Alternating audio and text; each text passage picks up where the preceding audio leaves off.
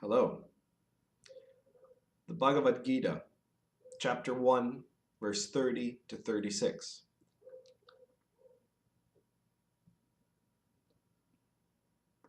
Also, I cannot continue. I cannot just forget what is on my mind. Krishna, I see only disasters. Nor do I see any good in killing my own people in combat. Nor do I desire victory, Krishna, or the joy of ruling a kingdom. What use to us is the kingdom, Krishna? What enjoyment from living either? What happiness is there in doing this for the sake of ruling a kingdom? All of them, those here on the field of battle, would be losing their riches and their lives. My teachers, fathers, grandfathers, uncles, and great-grandfathers. Uncles, fathers-in-laws, grandsons, brothers-in-law, all of these relatives. I would never wish to kill. I would have to kill them, Krishna. Even if I could exchange their deaths for the three worlds, never mind this kingdom of the earth. What joy would there be for me, Krishna, if I must kill the sons of Dhritarashtra? Certainly, I would be in the wrong if I killed all these opponents. I have no right to slay the sons of Dhritarashtra, as well as my own friends and relatives. How could I ever be happy after doing such a thing, Krishna?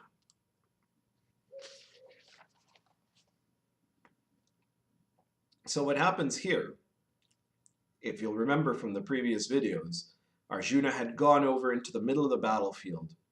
His side and the side of his cousins, his opponents, the Kurus, the sons of Dhritarashtra. And he saw all these people he knew, everybody he knew, pretty much. Every male relative he had was at this battle. Every friend he had pretty much was at this battle. And he knew that win or lose, a huge number of them were going to die. And so he's filled with this doubt that generates this conflict between his sense of instinctual grief, his sense of instinctual reluctance on the one hand, and the sense of a deeper, higher compassion on the other. That compassion that says, it's not compassion as in feeling sorry for somebody else. It's compassion as in saying, I have to do what is going to be the right thing to do in the sense of what is the natural flow in reality, what's going to make change happen.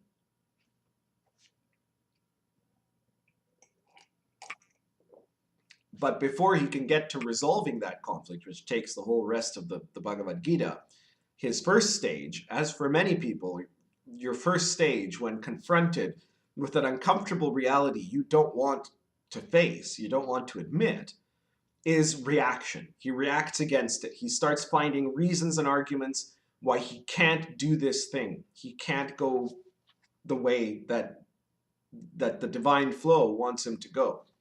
So you'll notice he starts out by giving a whole bunch of reasons and explanations about why he can't do this.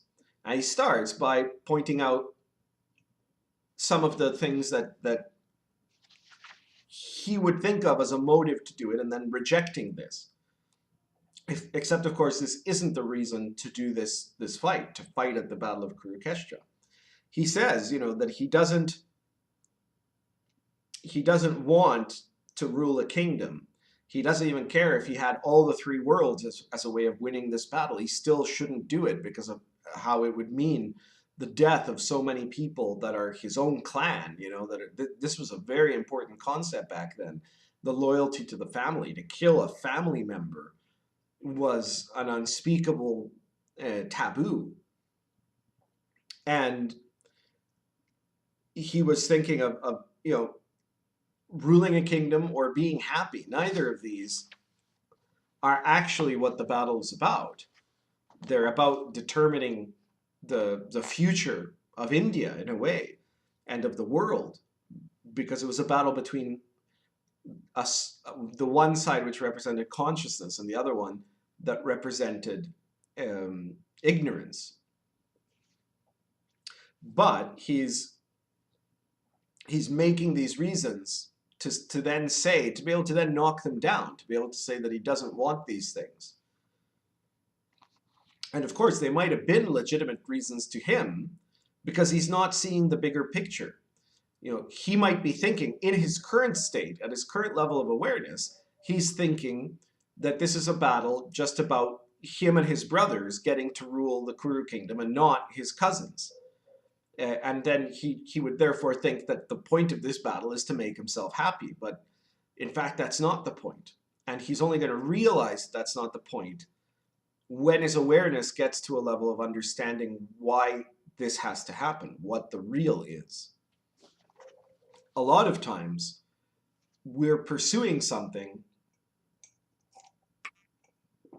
for reasons that we don't quite understand, and so we invent a reason for why we must fulfill something, that we have to undertake a particular career so that we can become famous, or so that we can make money, or that we have to be with a person so that we can get married and have kids.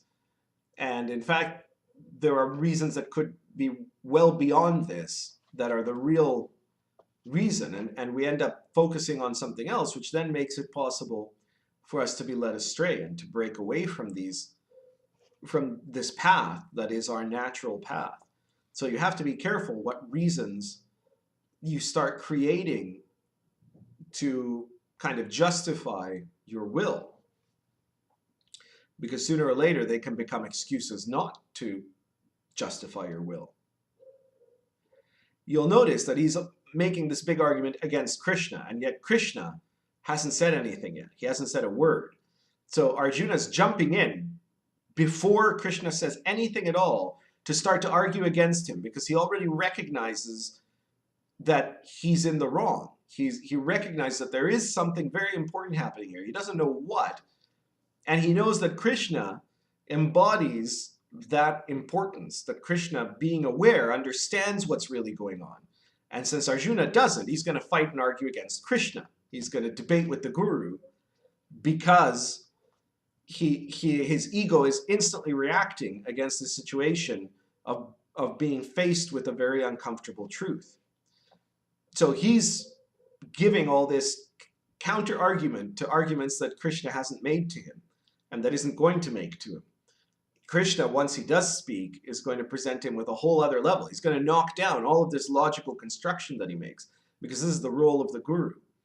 The guru suggests something or says something, it offends your ego, you get shocked, you start to make all these arguments against the guru's statement, but not actually against the essence of what the guru is teaching, because you don't understand what you're building there isn't the actual point. And then the guru comes along and shows you just a glimpse of the point and knocks down all of these arguments that you've made with yourself as to why you shouldn't grow.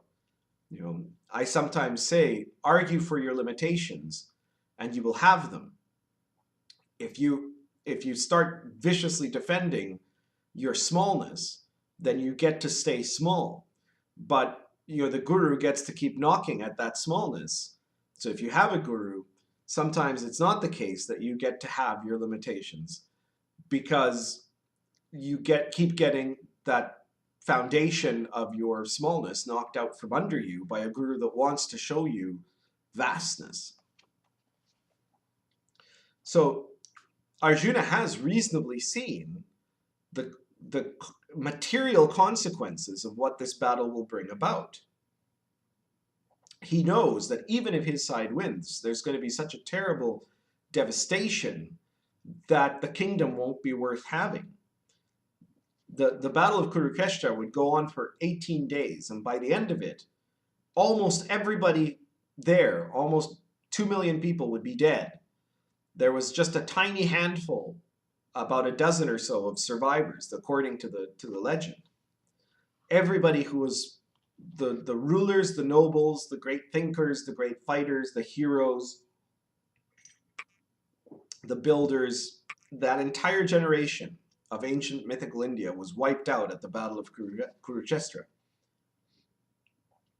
And Arjuna doesn't want to see his family destroyed, doesn't want to see his kingdom destroyed.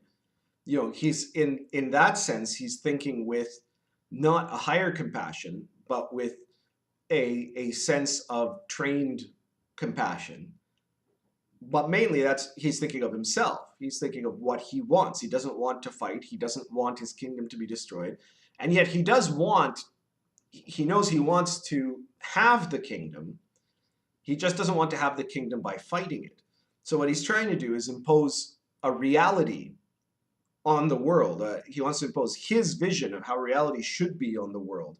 One where him and his brothers can have the throne, they can rule, things will be exactly like they were before. He gets what he wants when he wants, right? And he had already basically decided this is how things ought to be. But it's not about you. It's not about your desire to impose reality on the world. You have to put aside those littleness, that little construction, and be able to see what this bigger picture is. So he's having that crisis, that spiritual crisis, because in that moment he's had this realization that his agenda, his idea of how things ought to be, is just not going to happen. And normally when you get to that moment, you can either try to be in denial about it and say, no, we're just going to fight, and then everything's going to be okay, which is what most people at that battle are doing. Or you can do what Arjuna is doing, where he's had this realization and it's hitting him like a ton of bricks. He realizes that life hasn't agreed with his demands of life, and that instead, whatever's going to happen, it's not going to be what he actually wants. Either he's going to be dead soon, or all of his relatives are going to be dead soon. And either way, the kingdom's going to be devastated. Nobody's going to end up happy in this battle. And that there's in fact no way to stop that from happening. So he's afraid because he had decided what things ought to be like, and that's not going to happen. He had decided this is what can make me happy, and that's not going to happen. So his reaction is this rejection. He's too conscious to be in denial, so he's at the next step, which is rejection, where he just wants to run away and escape the whole thing. He wants it to be, he wants to just start again somewhere else, to do something, anything, other than having to be there and having to go through with it. And this stage is the stage of the initiate, you could say, of the person who's at a level of consciousness sufficient to recognize the imperfection of their own ego, to recognize that you can't just impose your will on reality. You have to, in fact, it's your will that has to lose and reality has to win. But you don't like it yet, and you don't want that to happen, so you want to fight it, or you want to run away from it. There's moments in everybody's life which is like this, where they experience a moment of understanding that reality isn't going to go the way that they expect it to go or want it to go, that they demand it go, in fact. And so the things you want to force on God or force on life are just not going to happen. For some people, the reaction is denial. For others, the reaction is rejection. But the third option, which is the option that Krishna is going to present to Arjuna here, is surrender, is to let go, not to try to force the demands on reality, not to try to escape reality, but to escape your demands. And in that way, to achieve a state of oneness with reality, which is not what you necessarily wanted, but it's not about you. It's about becoming one with reality. So we'll see more about that in the future chapters.